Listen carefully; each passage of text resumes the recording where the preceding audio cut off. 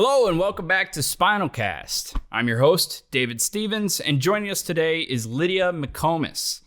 Lydia is the Vote Engagement Division Manager for Hennepin County elections and works tirelessly to reduce the barriers in the voting process. So, Lydia, thanks so much for joining us today. Thanks for having me. Appreciate being here. Of course. So, I think the goal for today's episode is, in the midst of election season, as we're in, I just want to explore the voting process here in Minnesota, but also discuss, accessibility and how things have improved for people living with disabilities and things like that, if that sounds good. Sounds great to me. All right, perfect. Well, we'll jump right into questions then. I think my first question is, how did you ever get involved with kind of accessibility voting advocacy? Yeah, sure. So I'm the Voter Engagement Division Manager for Hennepin County. I've been here since 2018 when I started around with elections, and have been really excited to work with all sorts of different populations that have barriers to voting, but especially with disability communities. There's not a ton of outreach around voting for communities with disabilities, and so that's been really exciting to do. The county as a whole does a lot around working with people with disabilities, as well as the state. And there's a lot of different ways that we can make sure that people know how to vote. And there are a lot of different options for voting with disabilities. And so that's what I've been trying to do. Yeah, awesome. What kind of we'll get into what has been implemented more recently, but kind of going back into the past, what were some of the barriers typically that were faced by people with disabilities that they, had to navigate? Totally. Yeah. So definitely physical barriers to get into the polling place prior to ADA, as well as not being able to vote autonomously. So not being able to fill out their own ballot based on your disability. And then also just lack of voting information and outreach and resources around that. We've really grown and expanded both locally and countrywide across the United States around how much we know about voting and how much we are interested in letting other people know, in terms of outreach, making sure that people know that there's voting available for people with disabilities. Right. So can you name a couple of kind of key improvements that have happened recently in voting that have kind of changed the game for those with disabilities? Totally. So in Minnesota, every single polling place has to have an accessible ballot marking device. Okay. So every single precinct, every single early voting location, we have to have, we have to have a machine that lets somebody vote autonomously. So somebody with a vision impairment or that kind of thing can put on some headphones and vote their ballot. So we have to have that in every single polling place. So does that single, I guess what I would call polling location or booth, does that have all the requisites to handle pretty much any disability for someone who is not able to fill out their own? Yes. Okay. Yep. So it has, it says what's on the ballot. It reads out the ballot. There's a touch screen if people want to make the text larger. You can make the larger. And then there's a Braille keypad that goes through the ballot, and you can press which ones you want. Very interesting. That makes me think. So, MCPF's founder and executive chairman is Peter Morton, who's a quadriplegic. So, only really has movement from shoulders and up. Would he then speak into the machine to vote, or how would he go about voting in that sort of scenario? Yeah, totally. So there is a Braille keypad that some people can use, or you can have somebody touch the pad for you. There's also a sip and puff device that many, cool. Not all of the machines allow, but most of them do allow a sip and puff. And so you can either bring your own, or most polling places have those available for folks to use as well. Oh, very cool. Very cool. And so that was my other question is, are they if I had a disability, am I allowed to have someone assist me as well? Yes. So you can bring anybody of your choosing, except your employer, come to help you vote. So you can bring anyone you want to the polling place with you. If you don't want to bring someone that you can ask election judges, and 2 election judges can help you vote. Oh, very cool. So the improvements that have been made, do they now all fall under the ADA? Yes. So the ADA has made polling place requirements so all polling places have to abide by the ADA. But then there's also the Help America Vote Act, which was put into place post 2000 after the 2000 election, and so it was put in place in 2002, and that actually created the Election Assistance Commission, which helps to ensure that all local election jurisdictions have the resources they need to make sure voting is accessible. And they have a lot more guidelines, more election-specific guidelines than the ADA has. Right. So that's been very helpful too. Very cool.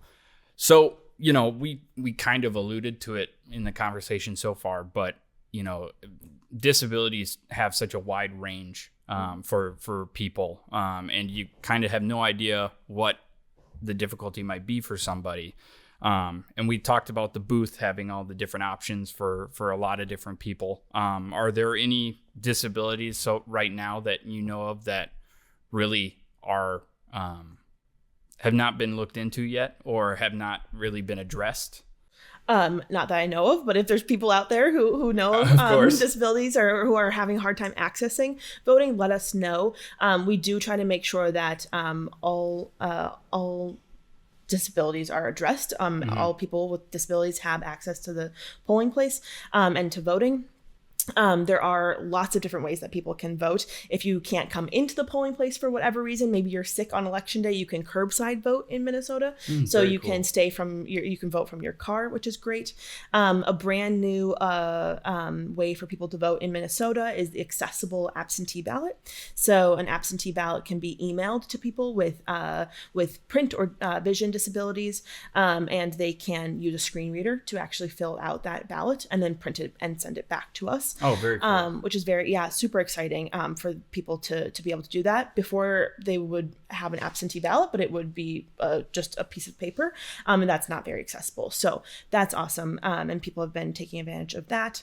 And then there's also things like agent delivery. So somebody who has an incapacitating health reason can have somebody come and pick up an absentee ballot for them and then have them fill it out and then come back and drop it off. So people use that as well. And that's really helpful. Yeah, it seems like you kind of cover all the bases with that. It's also very cool that the absentee ballot is also something that has been, I'm sure for anybody with a disability, it was kind of a pain when, like, I would love to do an absentee ballot, but I need a little bit more help. So it's nice that there's now ways that they can participate in that, benefit as well here in Minnesota. So speaking of Minnesota and all these awesome things, are most states following suit with a lot of these practices, or are we kind of cutting edge or like leading the forefront? Or are we more, commonplace, or where's Minnesota kind of rank? So Minnesota has very accessible voting laws. We have laws that make it easy to vote, and so we are leaders in the pack in the country around voting in general. So making sure that voting is easy for people, but especially around making sure voting is accessible. So we do lead the country in that. Awesome. Do other states kind of come to your team or the organization that you work with, kind of like, here's a scenario we ran into last year. We know you guys have already implemented some stuff. Is there kind of the assistance kind of teamwork there? Yeah, sometimes there is. The EAC, the Election Assistance Commission, is also there to help with those types of things. We do have really great resources around voter engagement, and so that's something that we talk to other states and other local jurisdictions around, because we as in Hennepin County work very closely with like the National Federation of the Blind, Reach for Resources, Lutheran Social Services, other organizations who have closer contacts with people with disabilities. And we work very closely with these organizations to make sure that their staff and their communities know all the accessible voting options. Right. And so helping other jurisdictions understand how to cultivate those relationships has been really helpful. And being able to get that message to the people who need to hear it so that they get involved and vote. Exactly. The whole idea is you want more voting, right? Exactly. Yes, we do. So this is not in the list of questions that we've discussed ahead of time. So if you don't know the answer, totally understood. But do you have any sort of idea or metrics around how many people vote using any of these disability services or anything? Like how many, what percentage of the voting population needs some assistance in voting?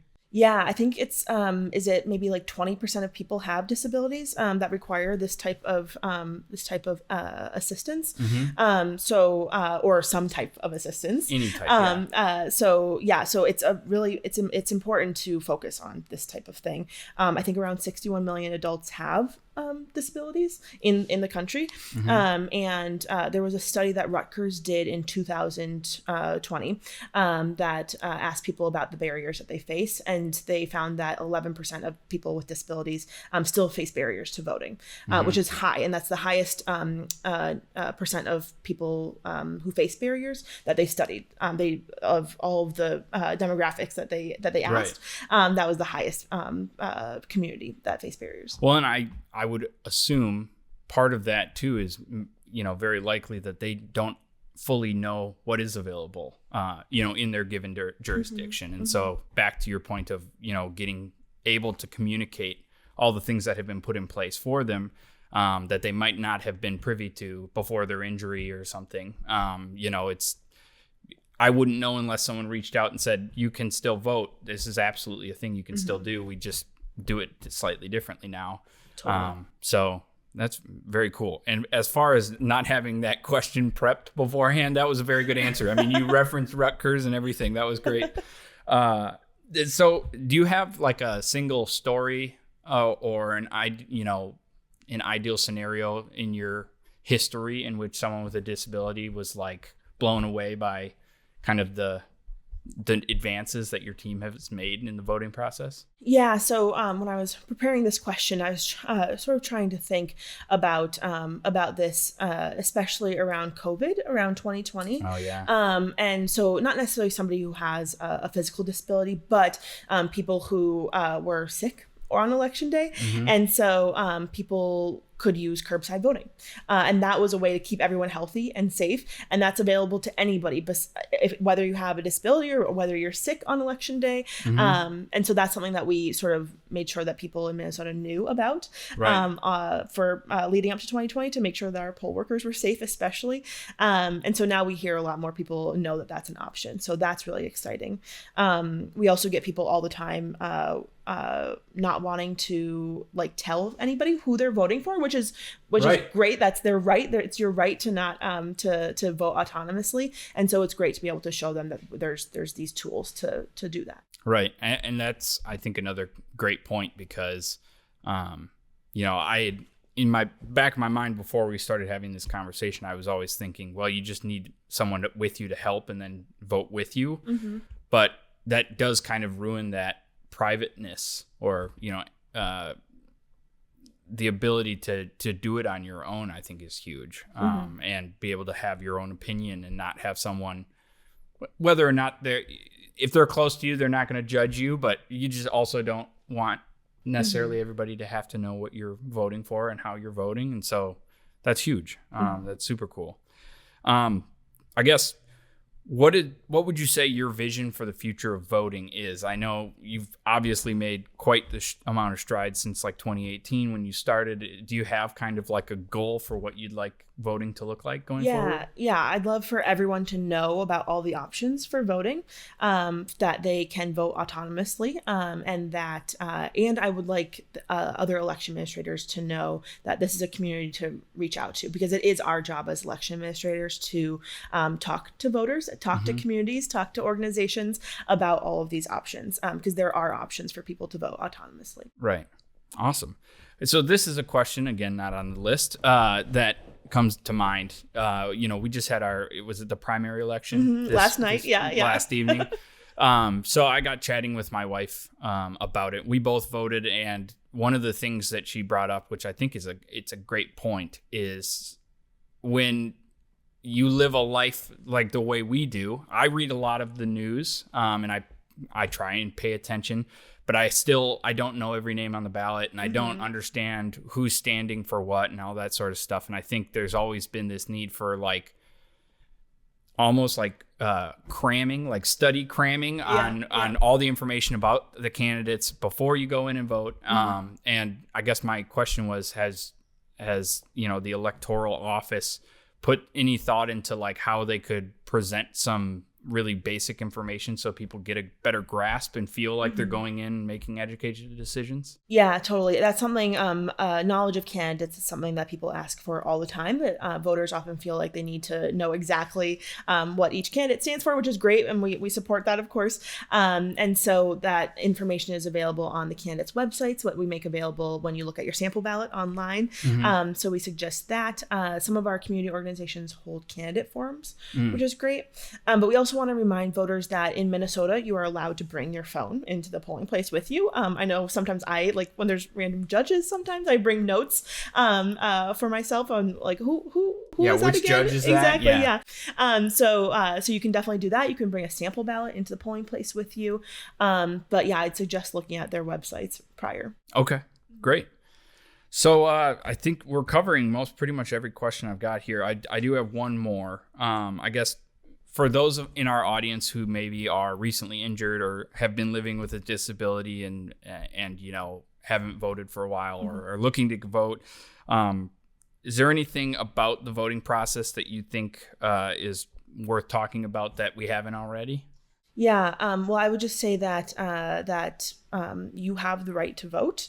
It's important that you make your voice heard, and that you have the right to vote autonomously. So when you go into your polling place, talk to the election judges about your options. If you're in Minnesota, you'll have the accessible voting equipment.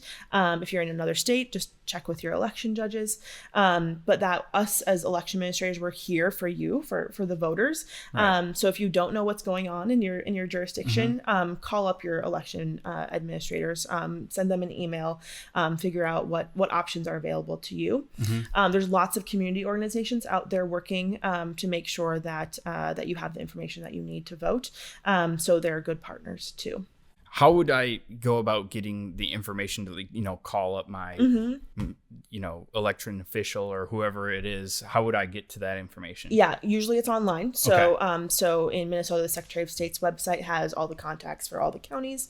Other states likely do as well. But that contact information is all online. So if anybody were to reach out and, look into the voting and it doesn't seem like all of the correct things are in order for them to vote, go to that web, look online, get a contact and say, it doesn't seem like the accessibility voting is where it should be. And they will work on. Yes, and that's actually a great point. Thanks for mentioning that. There is the Help America Vote Act that was enacted in 2002, puts a provision for a complaint form. So they have an accessible voting complaint form that you can fill out, and they'll do an investigation of that too. So we encourage folks who have accessibility issues at their polling place or voting or otherwise fill out that form and send. Well, and I'm sure you want to hear about completely every situation that's out there so that you can get better and continue to do a great job. So awesome. Well, I think that pretty much covered all the questions that I had today. I just wanted to say thank you again for participating in today's podcast.